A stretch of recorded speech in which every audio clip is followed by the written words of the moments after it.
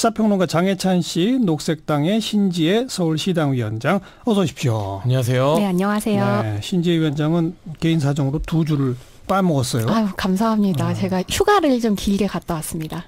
앞으로 더 열심히 하세요. 네, 열심히 하겠습니다. 자, 아동수당. 장혜찬 씨, 이게 박근혜 전 대통령 대선 공약이었었죠? 공식적으로 딱 아동수당이라는 명문화가 있지는 않은데요. 복지 재원을 이제 현금성 지출로 하겠다. 그러니까 쉽게 말해서 현금을 주겠다. 이런 식의 저출산 대책을 마련하겠다는 공약이 나왔었고요. 예. 사실 정치권에서는 10여 년 전부터 아동수당 이야기가 계속 나왔지만 박근혜 전 대통령이 대선 과정에서 김종인 전 비대위원장 영입하면서 진보적인 정책을 대폭 받아들이지 않았습니까? 맞아요. 그 과정에서 보수당마저도 아동수당이나 이런 현금성 지원 정책에 대해서 좀 전향적인 시각을 갖게 된 게 이 논의의 좀 출발점이라고 보면 될 것 같고, 네. 올해 2월에 국회에서 통과가 되어서요. 이제 6월 20일부터 신청을 받고 있고 9월부터는 이제 소득 상위 10%를 제외한 90%에게 지급될 예정입니다. 아, 9월부터 지급? 네, 9월부터 지급됩니다. 지금이 9월이잖아요. 네네. 21일부터 지급되는 그렇죠. 걸로 알고 있습니다. 그런데 아무튼 올 2월에서야 통과가 됐다는 얘기는 이 법 제정하고 만드는 과정에서도 이게 전원 주느냐, 10% 빼느냐, 뭐 20% 빼느냐 논란이 쭉 있었죠. 시기 같은 경우도 논란이 있었고요. 그렇죠. 더불어민주당 같은 경우는 모든 이제 만 6세 미만의 모든 아동에게 올해 7월부터였던가요? 이것을 지급하려고 했었고요. 그렇죠. 그러나 자유한국당에서는 시기를 이제 9월로 좀 미루자. 예. 그리고 논의를 거쳐서 여야 논의를 거쳐서 지급 대상 같은 경우도 소득 상위 10%는 제한하는 방향으로 그렇게 여야 간 합의가 되었습니다. 그런데 신지혜 위원장, 네. 다시 법안들이 지금 올라가고 있죠? 네, 근데 이게 21일부터 지급되려고 해서 사전 아동수당 신청을 받았는데 예. 이 아동수당 신청이라고 하는 게 만만치가 않습니다. 행정적 비용도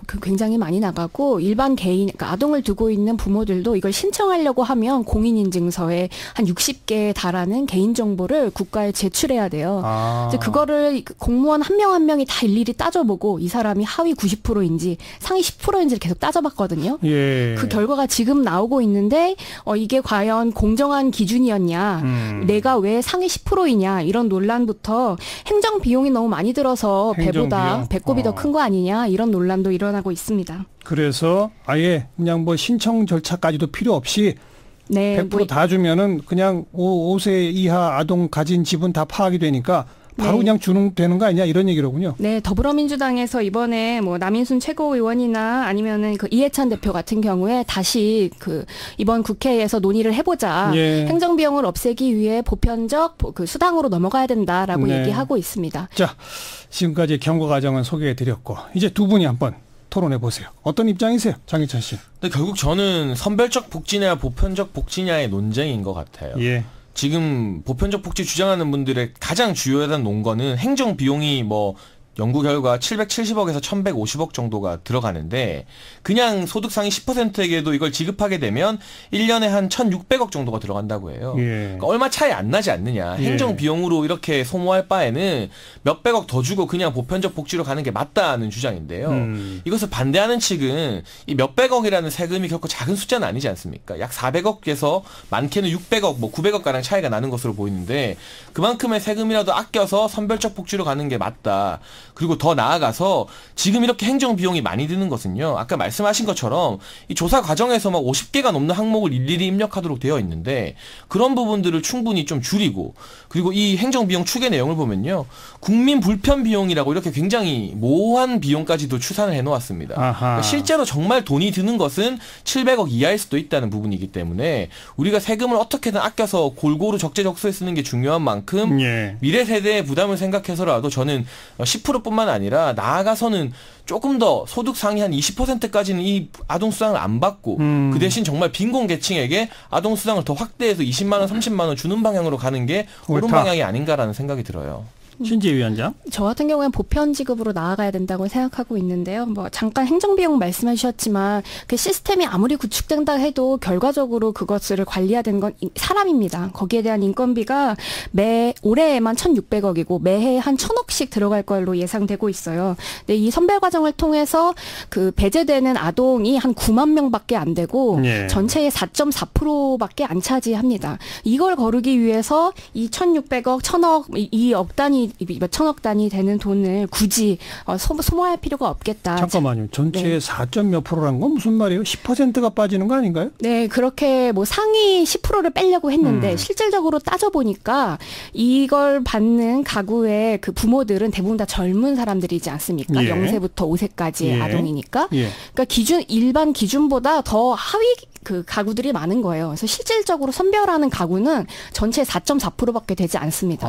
그러니까 이 4.4%를 그 추려내기 위해서 너무 막대한 행정 비용이 들어가는 것이죠. 네. 저는 이걸 이렇게 할 바에야, 그리고 이게 돈이 1,000억씩 들어가는 것 말고도 아까도 잠깐 말씀드렸습니다만 그 공인인증서와 60개의 개인 정보들을 모든 가구가 다 내야 된다는 것이 신청의 불편함. 네, 그것도 사실은 시간이라고 하는 비용이지 않습니까? 국민의 시간이죠, 비용이죠. 예. 그것들을 없애기 위해서라도 차라리 간편하게 가자라고 말씀드리고 싶고요. 그 간편함이 사실 이렇게 아주 실용적인 것뿐만이 아니라 전 국가 차원에서 보다 하더라도 모두의 아이는 모든 이들의 아이다라는 이 아주 중요한 철학을 국가가 실천해 나가려고 예. 하는 중요한 과정이 되지 않을까 싶습니다. 한 가지만 더 얘기해 보세요. 장혜찬 씨는 앞으로 나아가서는 상위 20%를 빼고 대신에 저 하위 한 10%나 20%는 지금 10만 원이 아니라 오히려 20만 원 이런 식으로 네. 하우 상박 원칙으로 계속 가는 게 좋겠다는 의견은 어떻게 보세요? 네, 해외에서도 그 저소득층 가구를 중심으로 소득을 조금 더 주는 그 수당을 조금 더 주는 정책들이 있습니다만 그 상위 몇 프로를 배제하는 정책들은 거의 없습니다. 그것은 뭐 칠레나 이런 아예 예산 자체가 국가 예산 자체가 예. 재원 자체가 좀 부족한 나라에서 일어나고 있고요. 한국 같은 경우에는 예산도 충분히 있고 그 이미 우리가 영유아 정책에 쓰는 비용 자체가 워낙 적었다 보니까 알겠어요. 네, 충분히 그 해 나갈 수 있지 않을까 싶습니다. 결국은 장혜찬 씨 표현한 것처럼 선별복지, 보편복지의 항목, 대상 가운데 아동수당은 과연 뭐가 맞느냐 이 얘기네요. 근데 이제 해외 사례 말씀해 주셨는데요. 예. 거의 없다고 하셨는데 지금 뭐 아동수당 제도가 있는 나라 중에서 한 15개국 정도가 OECD 내에서 전 계층의 수당을 동일하게 지급하고요. 예. 12개국이나 되는 나라가 고소득층을 배제하고 있고 또 5개국은 전 계층에는 주되 금액별로 차등을 주고 있어요. 예, 이런 예. 걸 보면 이 아동복지수당을 모든 계층에게 똑같은 금액을 주는 게 세계의 보편적인 흐름이다 이렇게만은 볼 수 없을 것 같고 네. 좀 제가 주목하는 모델은 호주의 모델이에요. 호주 같은 경우도 또 손꼽히는 선진국인데 호주는 예를 들어 한부모 가정이잖아요. 그럼 아동수당을 굉장히 많이 줍니다. 한 달에 한 60만 원 정도 주더라고요. 아동인 경우에는. 그러나 이 한부모 가정이 아니거나 그냥 일반 가정 같은 경우는 이 좀 지급액이 낮아지는 거죠. 네, 이런 네. 식으로 단순히 또 소득 격차나 이런 걸 떠나서 정말 양육에 훨씬 더 애로사항이 있는 사람들, 더 사회적 약자에게 집중적으로 주는 것이 맞지 않는가. 그리고 공교롭게도 제가 좀 부끄럽지만 우리나라에서 소득 상위 한 10%에 딱 속하는 사람입니다. 근데 저는 이걸 받고 싶지 않거든요.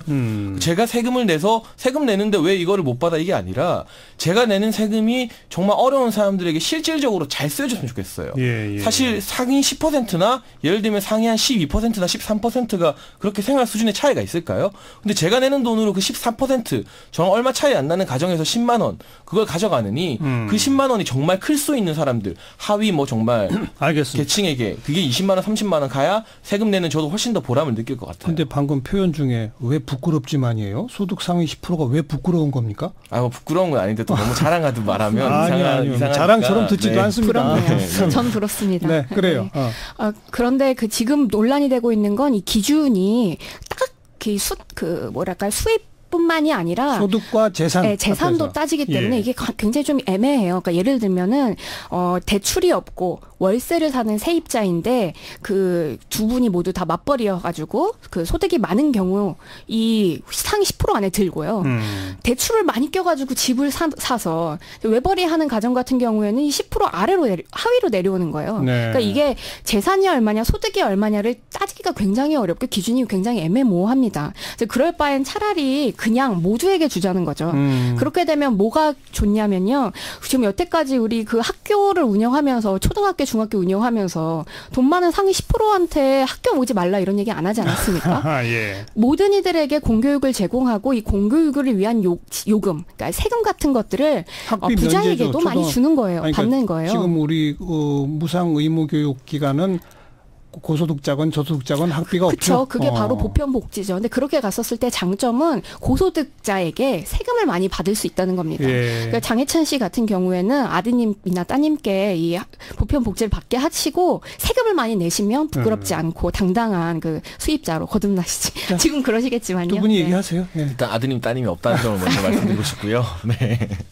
저는 뭐 아까 호주의 이야기도 했지만요. 이런 이 아동수당 제도가 대부분의 OECD 국가에 자리 잡혀 있는 것은 맞아요. 그래서 도입이 돼야 되는 것은 맞는데 우선 또 하나 굉장히 진통 끝에 우리 여야가 합의를 가까스로 이뤄냈거든요. 예. 근데 이 여야 합의를 지금 지급되기도 전에 다시 뒤집어서 또 논의의 테이블에 올린다? 참 부끄러운, 이건 정말 부끄러운 일입니다만 우리 국회가 합의 잘 못하는 국회로 유명하잖아요. 그런데 이걸 다시 테이블에 올리게 되면 이게 다른 법안들과 또 패키지로 묶여가지고 통과가 되니 많이 하면서 실질적으로 정말 지지부진하게 이 논의가 더 길어지고 내년으로 밀릴 수도 있어요. 그러니까 일단 몇 년 해보자. 네, 일단은 여야 합의 정신을 우리가 받아들이고 국민의 대표자들 마음에 안 드시겠지만 예. 국민의 대표자들이 합의한 것은 받아들여서 가면서 차차 보완해 나가는 방법이 맞지 않은가. 그리고 지금 뭐 민주당에서도 개정안을 발의했고요. 자유한국당에서도 일부 개정안을 발의했습니다. 이 아동수당에 대해서. 그러한 개정안들은 우선 합의된 것들을 시행하면서 보다가 네. 다음 회기나 이런 국회에서 충분히 논의해도 된다. 예. 그런 입장. 일단 몇 년은 해보자는 제안은요. 네. 얼마 전에 한 4일에 그 전 국민의당 정책위 의장이었던 이용호 의원이 사과문을 발표했어요. 본인이 한 결정이 잘못됐다. 제가 그때 상위 10%를 제외하는 주장을 했었는데 지금 해놓고 보니까 너무 행정비용이 많이 들고 이걸 철회하겠다. 이거 모두에게 주는 것이 바람직하겠다. 이런 사과문을 올렸거든요. 그리고 남인순 최고위원이 낸 그 모두에게 주는 아동수당법도 아직 국회에 계류 중인 상황입니다. 예. 그러니까 이번 회기 때 지금 9월 그 국회 정기국회이지 않습니까? 이때 해야 가장 효율적인 거죠. 그리고 이것이 한번 진행되고 나면 오히려 더 매몰 비용이 많이 듭니다. 이 비용들을 빨리 줄이기 위해서라도 지금 당장 얘기가 나왔을 알겠습니다. 때 일을 처리해버리는 것이 좋지 않을까 싶습니다. 방송 듣고 의견들이 막 올라옵니다. 송광섭님, 소득 구별 없이 다 줘야 정의로운 사회죠. 반면에 양명길님, 국민들을 위한다면 장기적으로 봤을 때 다 주는 건 합리적이지 않다고 생각해요. 사실 무상급식부터 시작해서 선별복지냐 보편복지냐 우리 사회의 아주 중요한 화두의 하나입니다. 두 분이 생각하는 선별복지, 무상복지, 보편복지 어떤 기준점이랄까? 그 얘기 좀 한마디씩 해보실래요? 저는 현금 지출에 대해서는 우리가 함부로 보편복지로 나아가면 안 될 것 같아요. 예를 들면 무상급식이라던가 의료 혜택이라던가 이런 부분, 교육이라던가 이런 부분에 대해서는 모두가 보편적으로 복지 서비스를 누리게 하는 게 상당히 또 실효할 수 있고 복지 소외 사각지대를 줄일 수 있어요. 예. 하지만 이 아동수당 같은 경우도 현금성 지출이잖아요. 그렇죠. 국가가 국민에게 현금을 주는 겁니다. 기초노령연금도 마찬가지고요.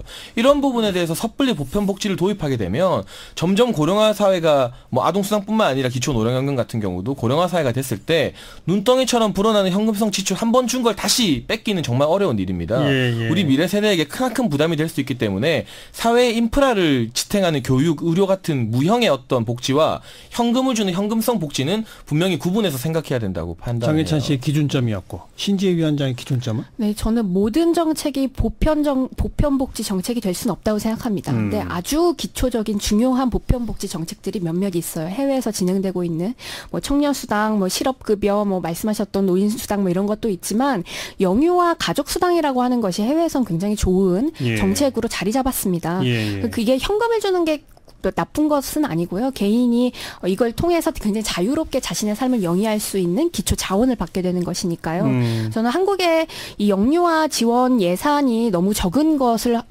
문제점으로 들여다봐야 된다고 생각해요. 다른 해외랑 비교했었을 때 거의 한 2배에서 3배 정도 차이가 납니다. 2분의 1, 3분의 1이죠. 네, 예. 그래서 이 영유아 보원 그 지원 정책으로 그 아동수당을 도입하고 그리고 사실 다른 나라 같은 경우에 아동수당이 만 18세까지도 가요. 네, 만 17세, 16세, 18세 알겠어요. 이게 아동수당이거든요. 네. 그래서 아동수당이 단순히 뭐 보편이냐 선별이냐가 아니라 다음 논의로 나아갔으면 좋겠습니다.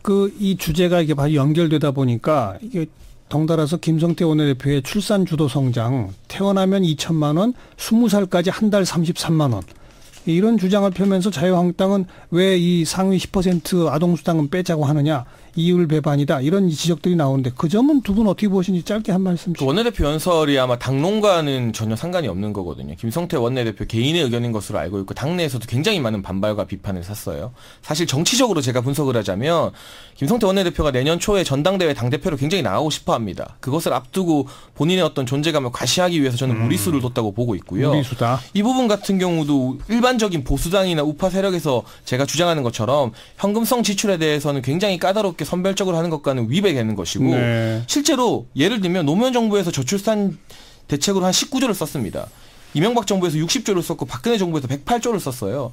돈 많이 쓴다고 해서 저출산이 해결되는 건 아니거든요. 알겠습니다. 그 부분에 대해서 김성태 원내대표가 다시 생각해 볼 필요가 있습니다. 신지혜 위원장도 한마디. 저는 김성태 의원님께서 주도하셔가지고 출산하시면 인정해드리려고 합니다. 그래서 주도적으로 본인이 출산을 하시면 좋은 정책이다라고 말씀드리고 싶은데 저는 이 단어가 굉장히 문제적이라고 생각해요. 출산 장려도 아니고 국가가 주도해서 뭐 출산을 주도하겠다 뭐 이런 이야기들은 굉장히 그 전체주의적인 그래서 사상이 그런지 아닐까. 용어는 바꿨더라고요. 또 금방. 네. 뭘로 바꿨나요? 출산 장려 정책으로? 뭐 출산 네. 지원 뭐 이런 식인가요? 네. 뭐 근데 아무튼, 뭐 네. 저는 내부 안을 그 정책 안을 들여다보면 굉장히 흥미롭다고 생각해요. 그러니까 이게 월 33만 원씩 거의 청년으로 성장할 때까지 1억 원을 예. 주는 거잖아요. 예. 그래서 저는 그 소가 뒷걸음치다가 쥐잡은격으로 흥미로운 아이디어를 내신 게 아닐까 싶습니다. 네. 녹색당 가셨으면 좋겠네요. 네. 자, 이 김성태 원내대표 안에 대해서는 장해찬 씨는 좀 문제 있다. 반대로 신지혜 위원장이 이거 괜찮아 아니다. 이런 의견을 주셨는데 앞으로 또 어떻게 논의가 진행될지 지켜봅니다. 오늘 여기까지 시사평론가 장해찬 씨, 녹색당의 신지혜 서울시당 위원장 두 분 수고하셨습니다. 감사합니다. 감사합니다.